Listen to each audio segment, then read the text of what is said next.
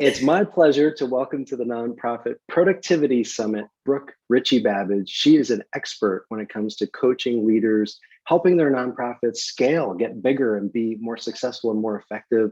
She's a super nice person. She's really a gifted podcaster as well. We'll make sure we put all of her links in the show notes. But I just want to say welcome, Brooke, to the summit. And is there anything you'd like to add to that introduction? Only that I'm really excited to be here. I love talking about productivity. I love talking about how to do our work as leaders better. And you are also a super nice person. So I just am really enjoying talking to you. Well, it should be fun. So, we're going to talk about remote work, and I'm working from my home office where I do most of the time. I would assume you are too. And you have this wonderful resource on your website, one of, I think, three or four. And I think it's called The Brave New World of Working from Home. And so, let's talk, Brooke, about what led you to write that resource guide, and then we'll go into some of the specifics. Absolutely. So I listen to a number of podcasts. I'm a huge podcast person. And I also just voraciously absorb newsletters. And when COVID first started, almost all of the media that I was taking in started talking about what is work going to look like? How are we actually going to function as teams? And I thought about the nonprofits that I coach and help guide. And I realized that I had not seen anything for nonprofits. All of these conversations about what are the tactics and the practices and strategies for actually transitioning from the work, as grown-ups we've always known, to this brave new world. And so I sat down at a coffee shop right before they all closed and did some research and really just pulled together what I thought was going to be a simple sort of one pager resource guide about articles that were out there, tools that I was coming across that could actually apply in the nonprofit sector. And then it grew. It grew from there. I got emails from people asking questions. Could you add this to it? Could you address this? How do I build culture? All of the things that you see the guide addresses. It was really in response to um, an acute and urgent need right at the beginning of COVID. And here we are, sadly, 2 years later, still learning how to work remotely. Yes. Would do you think because so many people were forced to work remotely that created kind of a barrier of resistance? Oh, that's interesting. I don't. I haven't actually seen a barrier of resistance. I think that it has actually done the opposite. I think that a lot of the leaders that I talk to dove in head first and were willing to try anything, which isn't a great thing. But at least there was a real openness. I think being in a position where, at least in New York, where I live, for the vast majority of the last year and a half, we weren't allowed to work in person. It meant that there was no room for resistance. If anything, it served as a forcing function to really have to think creatively and openly about what to do. So it's been an interesting journey. Let's talk about some of the mistakes that sometimes nonprofit leaders make when they're either continue, let's say they've always been remote, or let's say they're now remote. What are some of the pitfalls that you've seen nonprofit leaders make? Wow. Well, I think they've changed actually over the last year and a half. I think early on in COVID, some of the biggest mistakes were around trying to take the cadence and the tactics and the tools that people used in person and just apply them to remote work. So if we have, biweekly check-ins in person where I come into your office and we just check in for 20 minutes, they just did that remotely. If we have weekly full staff meetings followed immediately by brief one-on-ones, we did that remotely. The challenge with that is that people think and move differently when they are not in person, right? That a 20-minute check-in in your office, if we're in person, can actually be a 20-minute check-in. I can dip in, go back to my office, and the interruption to my day, the friction that's created is very small. But if I have to log into Zoom and actually schedule this 20-minute check-in, it becomes a thing. And so the first wave of mistakes was we're just going to work exactly the way we always have, except from our kitchen or our living room or our bedroom. Um, and that quickly created, I think, quite a bit of overwhelm for people. You had teams that were just refusing to show up to Zoom meetings because the cadence didn't work. I think more recently, what that gave way to was, I don't know if the opposite, but um, a movement to the other end of the spectrum, which has been anything goes. Meet when you want to meet, totally asynchronous communication. So actually, let's try no meetings and we'll just communicate via Slack. Um, and that can leave people feeling really unmoored, right? They don't feel a sense of connection or culture or community, which is a really important part, as you know, of being on a team. So somewhere in between is the right answer. And I think the mistakes have been trying to calibrate. You know, I've been a professional for 20 plus years, and the last year and a half are, as I'm sure for you, unlike anything I've ever experienced.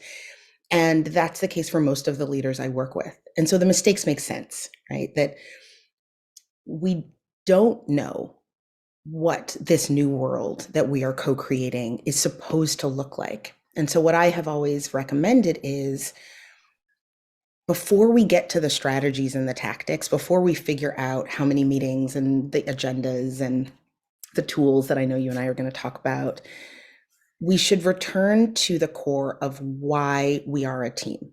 What are we trying to accomplish together? What is our shared purpose? And then let's build the container for accomplishing that shared purpose and be open to it looking different than either end of the spectrum that I just laid out. Could you speak to the nonprofit leader who's managing, let's say, an introvert over here and an extrovert over here? Different communication styles, different ways that they get their energy. What's your counsel for that leader who's managing two very different people remotely? Yeah, that's a real challenge. Um, it's a real challenge anyway, even if you're in person.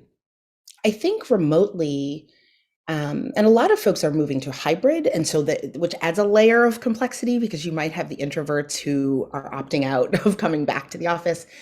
Um, but I think in the same way that you might in person have to have a different meeting structure, meeting cadence for the extrovert and the introvert, I think the same rule applies, right? Again, it's sort of going to the core. What's our purpose? What are we trying to accomplish? And what's the best way to do it? So you might have more frequent one-on-ones rather than having the introvert come to all of the group Zooms. Perhaps set aside time for shorter, because you really can't have as a leader 8 1 hour meetings in a week, but shorter check-ins that are more frequent with the introvert, so you're getting the same flow of information but at a cadence that might feel less oppressive for the introvert. I think another way to think about structuring that relationship with each one that's different is for the management of and the work with the introvert to be asynchronous. Right, that is a place where, and by asynchronous, I mean rather than we meet in person, we communicate via email or via Slack. There's a really great tool called Voxer that I have become a real fan of, that allows you to send video and audio sort of messages. So it's almost like having a meeting in two different points in time and space. So really utilizing tools that allow for the information to flow the way it needs to flow, but that gives people space. A third strategy that I've seen folks use really effectively, and this is in Zoom culture, is loosening requirements that everybody be on video. I think I attended a really amazing training on virtual facilitation about 2 months into COVID.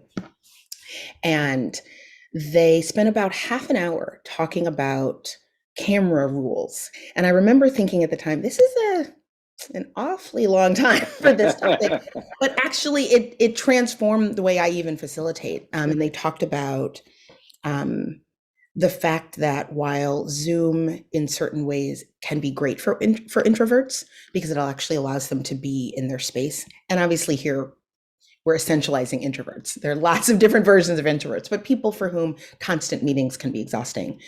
But at the same time, constantly being on camera, seeing yourself on camera, having people in your space can be exhausting and can make people feel vulnerable and exposed in ways we're not accustomed to. So being mindful of that in terms of organizational policy is also really helpful. So walk us through a great remote meeting. Is it necessary to have an agenda that's pre-published? Let's say it's on Zoom. Should the first 5 minutes go a certain way? How are you keeping people involved? And let's say it's a meeting of less than 10 people. How are you keeping people involved? What's the length where you start to get a sense like, okay, Joe's fading, or Sandra is definitely, at her limit. Walk us through some of those things. So I guess one question I have for you is what's the purpose of the meeting? Right. So if I am having a weekly staff meeting, I might structure that on Zoom very differently than if I'm facilitating, not might, I totally would structure that differently than a 3.5 hour retreat that I'm facilitating, or even a board meeting that I'm facilitating. A few rules of thumb for all three of those, and then maybe you can tell me which are you want to dive into. So first, always have an agenda. Always. It doesn't matter whether you're meeting for 15 minutes or 5 hours. I think we tend to meet because we think we're supposed to meet, and then we craft an agenda because we have a meeting on the calendar. I cannot stress more highly enough that that is a recipe for burnout, whether you're in person or remote. That meetings should happen in service of a purpose. And so if there's no actual affirmative purpose, which you will know if you have a hard time crafting an agenda, then I would recommend not meeting, but there should always be an agenda. Second, I wouldn't meet remotely any longer than 45 minutes without a 5-minute break. An hour is fine, but really in that last 15 minutes, unless you're doing something highly engaged, what you'll find is people will start to do this, people check their email, their anxiety level about the rest of their lives starts to go up. And so, I really try 45, 50 minutes at a time, and then just a 5-minute bio break. If you're going to go longer, let's say it's a retreat, I might do every 50 minutes has a 5-minute, and every hour and a half to 2 hours has a 10-minute break. So really creating breaks and spaciousness in remote meetings is very important. When you're in person, people can pop up and leave the room if they need to. They can hop to the bathroom, they can grab a cup of coffee. That feels rude when you're on camera. And so really giving people permission to do that, I think, is important. And then a third sort of across the board rule of thumb is, to the extent possible, and I think, again, these are actually rules that are really good for any meeting, even in-person meetings, but I think they're particularly important remotely. Not having one person speak for too long. And so really, this is actually great from an equity perspective as well. It can push people on teams where certain people maybe are used to taking up more space. If you have, as a rule of thumb, no one person holds the floor for more than 2 or 3 minutes at a time, and more than, say, 3 times in a meeting, and I would name it, right? These are some of the parameters. Then it brings people into the space. It's hard to zone out if there's actually something you're contributing to the meeting. And that way too, you're kind of combating defaults where, okay, Larry's a talker, we're just going to let him go on. That's what he always does, and that's not always helpful. I had a situation recently where we had a meeting where most of the people were present and a few people zoomed in. It was tough. It was real tough. And we tried. The hybrid is really hard. Yeah. I have not found it to work that well, to be honest.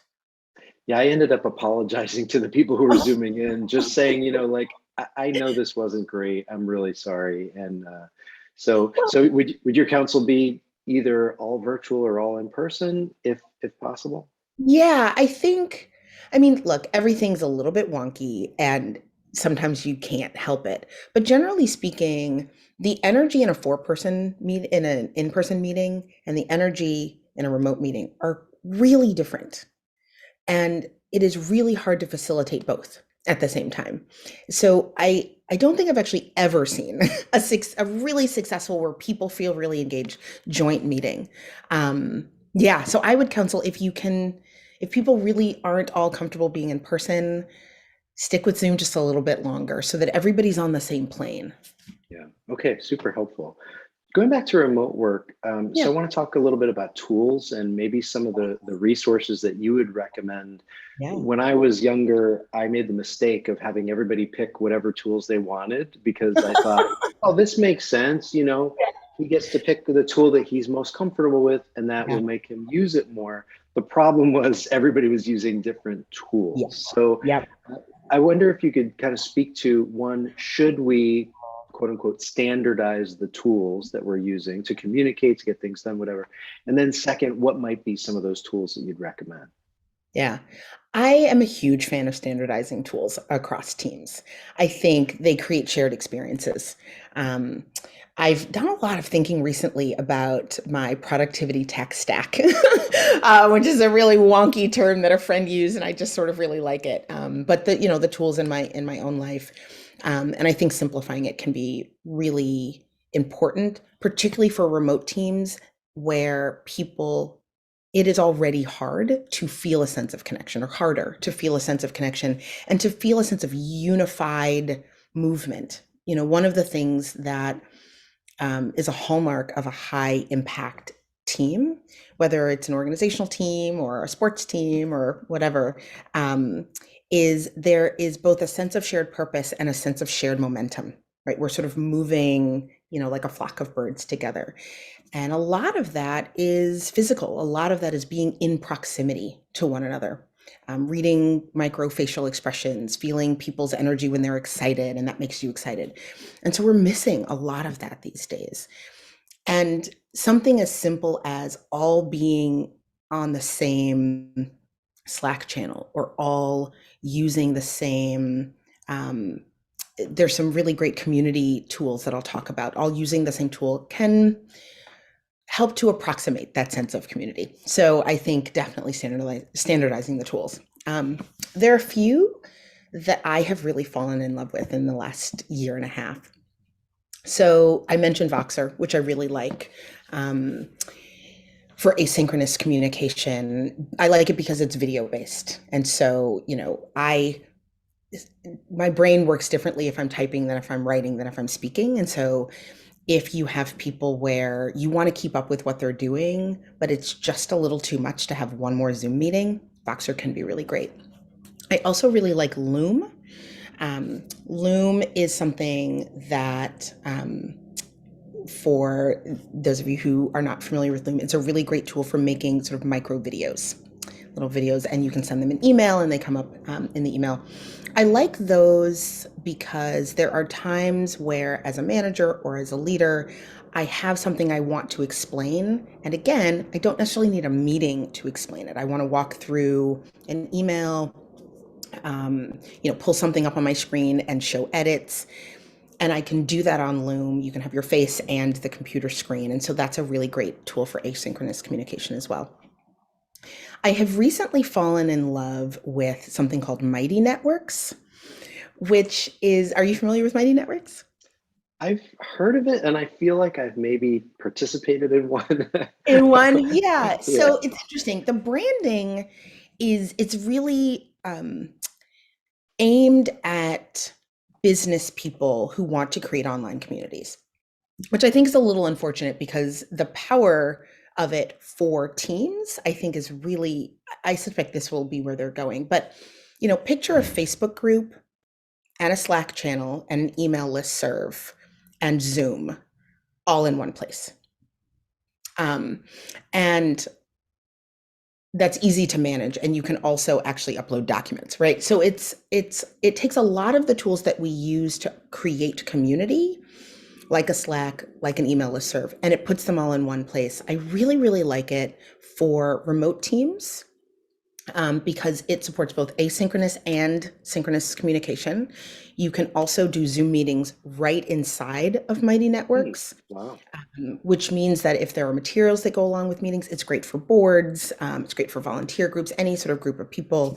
Um, and going back to your question about introverts, there are ways for people who want to engage more or less to sort of set their level of engagement in a way that, say, Slack might not allow. So I have started to explore Mighty Networks in my own spaces over the last 3 or 4 months and have really loved it. Um, I think those are three tools that I've been really focused on recently. I like it.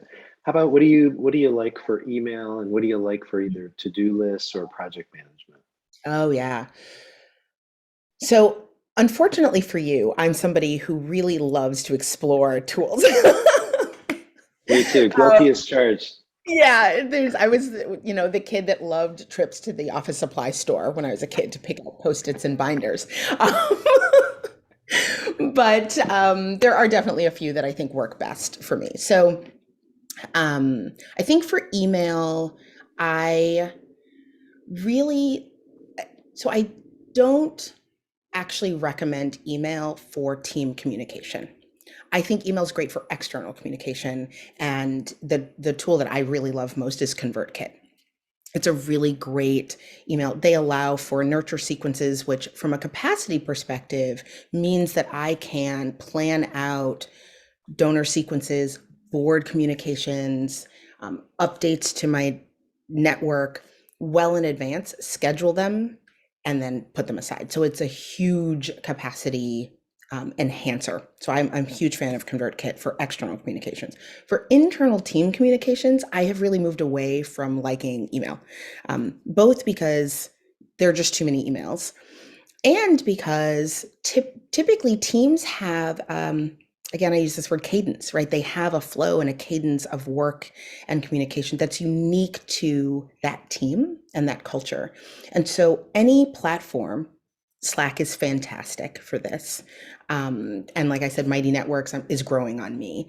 Um, but any platform that allows for the team to have its own space will allow for the culture of that team to be replicated in that space.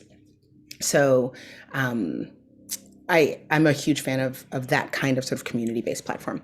I think for to do lists, I I like Asana.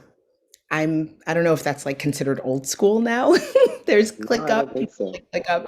Yep. I have also started, although I won't go so far yet to say that I'm a fan. I don't know, but I have started to explore Notion. I don't know if you've tried Notion. Yes, I have. Yeah, and some of the organizational leaders that I work with are migrating to Notion and really like it because it pulls together the lists with the email communications and the calendar. So there's a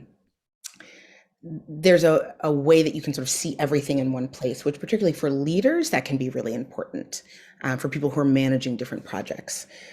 So I haven't fully explored Notion, but I would say 4 or 5 of the organizational leaders that I work with have moved over to Notion from, say, a Monday or a ClickUp, and are really liking it. But for me, I just a diehard Asana. It took me a couple years. I sort of hated it at first Yeah. and figured out how to apply it to what I needed. Oh, the other tool that I would mention that is equally as central to the functioning of my business and my life is Airtable. I have really come to love Airtable. Everything integrates into Airtable. It allows the tagging system, actually really allows for sorting in ways that allows my brain to be directed to certain projects. So it has become really central to how I manage multiple projects and multiple flows within each project. Well, you're not the first person on the summit who has mentioned Asana, so no, it's not old school. Uh, I also use Loom. I love it. I probably use it every other week or so. And Yeah. where I really love using it, it's on a Friday. sending a little message like an attaboy to my team to just say, hey, we did such a great job this week. Exactly. Here's a 2-minute video. And it's just like you said, it's just a little more personal, a little more Yeah. human. I'm not Yeah. using it every day, but just enough to sprinkle into that tech stack. That's right. And yes, ConvertKit is a tremendous resource, no question about it. And Notion, I used Notion for a year, and as an ED, I built a dashboard just for my board so they could see how's membership going, how's fundraising going, how's whatever Exactly. going.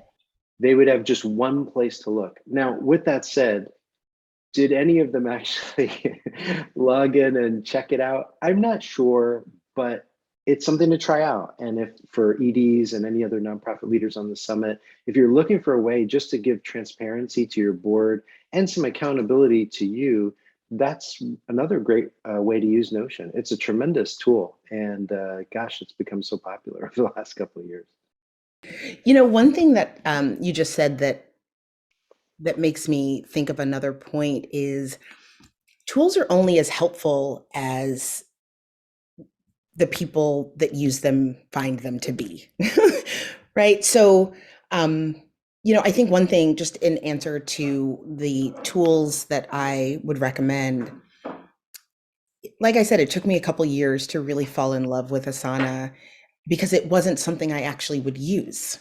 I had someone on my team back when I was running my nonprofit set us up in Asana, and I just didn't do it. And so it wasn't actually the right tool for me.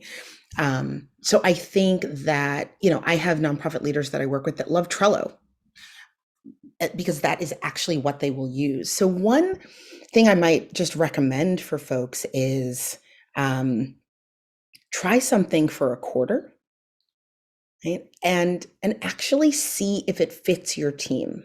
Yeah.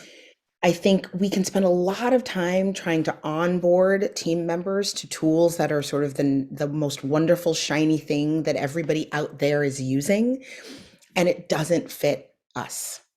And that's just as individuals and as teams.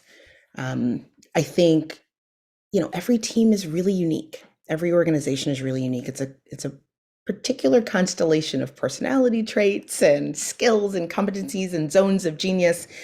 And so the right tool is the one that people will log into, Yeah. will check, will use, and will help, again, going to the core purpose, will help us achieve our shared purpose. Totally agree. I think the best tools are the ones we actually use. And I know Yeah. for me, when I'm tempted, I get a little bit of wanderlust. Oh, there's a new software. I want to try it. Well, is that because I'm just being lazy with the one I'm supposed to be using? That's Maybe right. I should just stick with this for another month. And I think Yeah. the other thing that's interesting is you don't want to be that person, that leader who goes to a conference, who reads Fast Company, who's on whatever website, and then Yeah. decides to roll out to your team something new because you don't want to be that kind of leader. You want That's to be right. somebody who's really in tune with your team to give them good resources and tools that will actually work, not just that they're popular in some other nonprofits using it. Exactly. So that's an important piece too. Brooke, you've been so generous with your time and your expertise. I just want to make sure folks have a way to connect with you, and if there's a particular resource or tool you'd like to promote. Absolutely. So the best way to learn more about my work is my website, www.brookerichiebabbage.com. And the resource guide that you mentioned is there, along with great free training that I have on 4 shifts that are really important for small organizations under $2 million. That's sort of my sweet spot, that want to grow and scale their impact. So that's a free training that's available on my website. And I'll also mention that I run an accelerator program specifically for organizations under $2 million that want to scale their impact in under a year. And people can learn more about that at richiebabbage.com/scale to impact now. Hmm. And what nonprofit leader wouldn't want to say they're part of an accelerator program? I mean, it just sounds really exciting. So we'll make sure we put that in the show notes. And Brooke, thank you so much. Thank you so much. This was wonderful.